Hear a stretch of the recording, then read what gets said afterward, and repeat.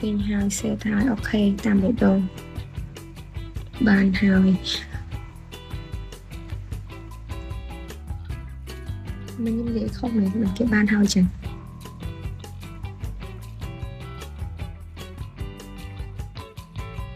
សុំញ៉ាយបានអត់អូខេញ៉ាយមកស្រឡាញ់បាច់លួចចេះស្រឡាញ់បានពេញបេះដូងទៀត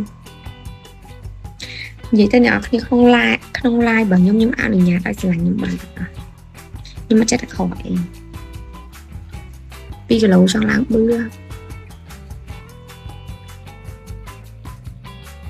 ការនិយាយមែនស្អាត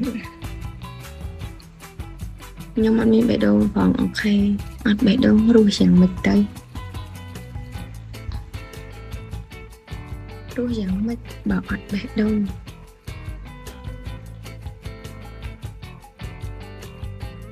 ចាំខ្ញុំបេះដូងបង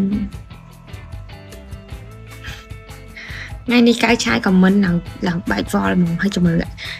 លដល់បិទ live គឺខមមិននាងខ្ញុំគឺអញ្ចឹងហ្មងធៀមខួរថ្ងៃនេះហើយដល់ឲ្យការខ្ញុំឯកាតែអត់មាន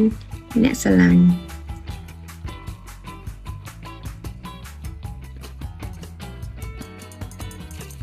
ចិត្តតហើយអ៊ុយស្អីគេហ្នឹងថាអ្នកដែរស្គាល់ទៅវាអីអ្នកដែរស្គាល់នឹងមកអីដែរនេះសមិនយល់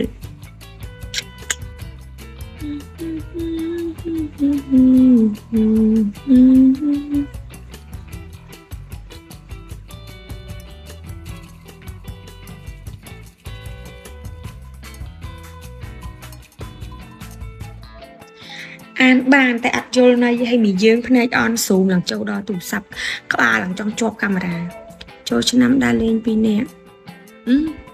ព្រោះចូលឆ្នាំហ្នឹងខ្មែរតែ2នាក់ហ្នឹងទៅបានដើរលេង2នាក់ហ្នឹងនៅខេមកវារំថាចង់សក់លុបមុខចេញឲ្យដូរកអាយើងផ្លាស់ style ម្ដងលោក comment វាចូលមកប្រកបដីវិញណាជួយចា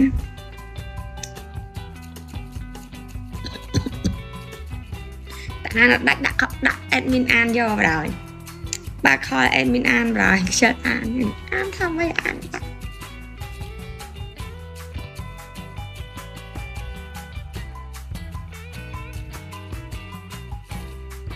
មានអានអត់ដាច់ទេអ្នកទាំងអស់គ្នាពេលដែលខ្ញុំអាននឹងដាច់តែអត់យល់ន័យពីអ្នកទាំងអស់គ្នាចង់និយាយពីអីគេនៅខេត្តកណ្ដាលដូរទៅចា